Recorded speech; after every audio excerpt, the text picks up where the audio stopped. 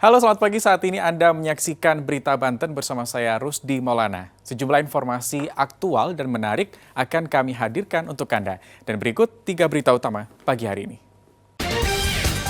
Puluhan warga seret seorang pengacara diduga cabuli gadis di bawah umur.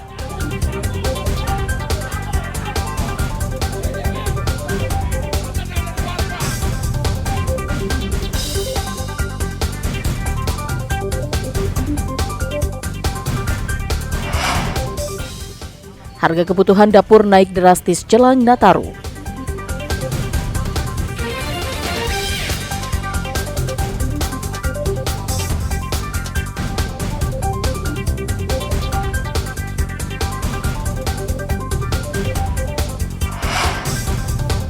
Ditinggal ke kamar mandi, bayi 1 bulan digigit monyet liar.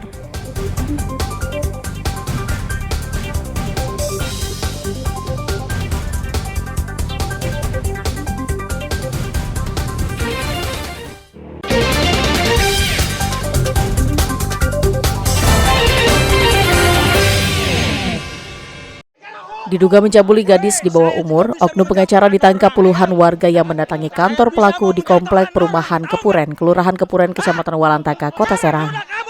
Sempat beredar video penangkapan pelaku yang tersebar di media sosial. Warga mengamuk dan menghardik pelaku yang diduga telah mencabuli gadis di bawah umur.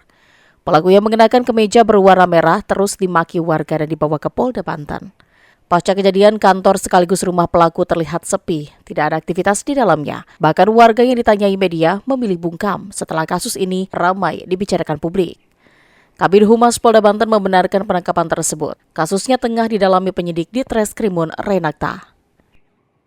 Penyidik di Treskrimum Polda Banten telah berhasil mengamankan pelaku dengan inisial JM usia 43 tahun. Saat ini pelaku dalam pemeriksaan dan pada saat tertangkap yaitu di lokasi salah satu perumahan di Kecamatan Walantaka, Kota Serang. Warga yang ikut datang itu warga kampung sini atau bukan, Pak? Iya, campur dari sini, dari kampung, khususnya masih satu kelurahan aja kita. Itu pun masa pencegahan ya, kalau nggak dicegah dengan perangkat yang lain mungkin wah sudah kita juga nggak ngerti ya. Sebelumnya viral penggerebekan oleh warga kepada oknum pengacara di media sosial. Saat ini kasusnya masih sedang dalam penyelidikan. Ariel Malanus dan Fajri Munawir melaporkan dari Kota Serang. Harga kebutuhan warga mulai dari cabai, bawang, sayur mayur hingga gula pasir mengalami kenaikan harga yang cukup signifikan menjelang akhir tahun. Seperti terpantau di Pasar Keranggot, Kota Cilegon, kenaikan ini sudah terjadi sejak 2 bulan terakhir. Harga bahan dapur seperti cabai misalnya, di saat kondisi normal, harga cabai dijual Rp30.000 hingga Rp40.000, kini meroket hingga Rp95.000 sampai Rp100.000 per kilogram.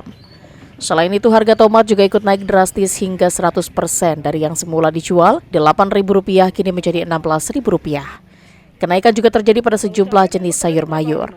Tidak hanya itu, menjelang akhir tahun harga gula pasir juga ikut melonjak, yakni dari harga Rp13.000 menjadi Rp17.000 per kilogram. Kenaikan sejumlah barang kebutuhan bagi rumah tangga itu diduga diakibatkan karena pengaruh cuaca yang menghambat produksi dan stok ketersediaan barang dari penyuplai di berbagai daerah yang dikirim ke Cirebon. Menurut Kepala UPTD Pasar Keranggot, hingga saat ini belum ada upaya yang dilakukan pemerintah setempat untuk menstabilkan harga di pasaran. Bukan puluhan persen lagi ya, sudah mencapai lebih dari 100%. Jadi ketersediaan stok walaupun aman, tapi pengaruh daripada kemarau, El Nino, itu membuat semakin menipisnya kondisi stoknya. Barangnya ada, masyarakat nggak perlu khawatir, tapi satu sisi kenaikan memang ini yang menjadi kendala yang harus kita hadapi. Jadi belum ada operasi pasar yang dilakukan oleh Bulog dan sebagainya. Dan kemarin juga saya bicara dengan Bulog, saya nggak mau terlalu banyak birokrasi. Bila memang dibutuhkan mau ada operasi pasar, komunikasi langsung, saya sediakan tempat. Akibat melonjaknya harga-harga, sejumlah pedagang memilih mengurangi stok dagangan untuk menghindari kerugian. Nyikapinya mungkin agak kaget lah. yang tadinya 40-50 nyampe 100, jadi rada-rada diturunilah jadi sekilo, akhirnya beli seperempat. Bang, berarti kalau kondisi seperti ini stok bahan juga bawanya sedikit Bang, atau seperti apa? Ya mungkin saya rasa sedikit lah untuk pedagang karena tidak berani menyetok. Saat ini para pedagang hanya bisa berharap agar barang-barang yang dijualnya laku habis, sehingga tidak ada barang yang terbuang agar mereka bisa memutar modalnya dan bertahan di tengah kenaikan harga yang tidak kunjung adanya penurunan. Ariel Maranus dan Rico Alfredo melaporkan dari kota Cilegon. Tidak hanya cabai dan sayur mayur, menjelang akhir tahun, harga beras juga masih mengalami kenaikan. Kondisi ini sudah terjadi sejak 2 bulan terakhir. Seperti terpantau di Pasar Induk Rau Kota Serang, untuk beras jenis premium naik dari harga 325 menjadi 340 per karung berisi 25 kg. Sedangkan untuk beras jenis medium sekitar 50.000 atau dari harga 260.000 menjadi 310.000 rupiah per karung. Menurut sejumlah pedagang, tingginya harga beras disebabkan masih minimnya pasokan dari para petani akibat belum memasuki masa panen. Bahkan pedagang mengaku kesulitan untuk mencari beras jenis medium. Saat ini sebagian besar pasokan beras yang masuk ke pasaran di Banten berasal dari luar wilayah seperti Jawa Barat dan Jawa Tengah. Akibat tingginya harga beras, banyak konsumen yang mengeluh dan mengurangi pembelian. Dibutuhin sekarang itu, ya nyari beras itu sekarang susah, rebutan. Nyari beras itu lumayan susah. Sekarang itu yang paling susah itu nyari beras medium. Nggak ada beras medium ke bawah itu susah nyarinya, sangat susah. Banyaknya kan dari padi, kalau dari padi langsung giling itu kan kualitasnya premium gitu. Diperkirakan tingginya harga beras masih akan terjadi hingga 3 bulan ke depan, karena sebagian besar petani saat ini baru memasuki masa panen. Ariel Maranus dan Fajri Munawir melaporkan dari Kota Serang. Setelah memeriksa sejumlah saksi termasuk Kepala Desa Karangsari, Bawaslu Kabupaten Pandeglang menyatakan jika Kepala Desa bernama Suhandi terbukti melanggar kode etik netralitas Kepala Desa. Suhandi yang merupakan Kepala Desa Karangsari Kecamatan Angsana Kabupaten Pandeglang mengakui bahwa suara yang tersebar dalam pesan suara tersebut adalah suara dirinya.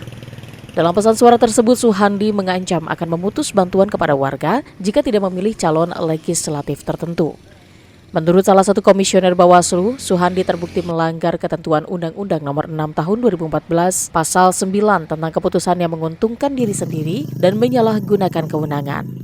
Sampaikan bahwa dugaan pelanggaran yang sudah ditangani oleh teman-teman Panwasam yang mana sudah didampingi oleh Bawaslu Kabupaten Pandeglang pada akhir pembahasan kesimpulan kajian akhir pleno melalui pleno bahwa yang bersangkutan diduga telah melanggar undang-undang lainnya, lebih tepatnya yaitu Undang-Undang Nomor 6 Tahun 2014 tentang Desa, Pasal 29 huruf B dan huruf C. Dinas Pemberdayaan Masyarakat dan Pemerintah Desa atau DPMPD Kabupaten Pandeglang mengaku jika sudah menerima surat rekomendasi dari Bawaslu. Untuk selanjutnya, DPMPD akan mengkaji surat tersebut dengan bagian hukum dan dinas lainnya. Sedangkan terkait ancaman pemutusan bantuan, Pemkab Pandeglang memastikan tidak akan terjadi. Dari statement tersebut memang ada ancaman-ancaman mengenai pemutusan bantuan bagi masyarakat. Sebenarnya itu tidak, karena kami sudah berkoordinasi dengan dinas sosial dan mereka turun langsung ke lapangan pada saat memberikan bantuan sosial dan itu tidak terjadi. Tetap berlangsung dan sudah dimonitoring oleh tim kami dari OPD yang terkait juga sudah ke lapangan bahwa tidak benar dan tidak ada pemutusan hak bagi masyarakat yang mendapat bantuan dari beberapa bantuan sosial. Itu tidak benar dan tidak terjadi. Sebelumnya pesan suara kepala desa yang ditujukan kepada ketua RT dan RW di Desa Karangsari viral. Dalam pesan suara tersebut, kepala desa mengancam akan memutus bantuan jika ada warganya yang tidak memilih partai dan caleg tertentu.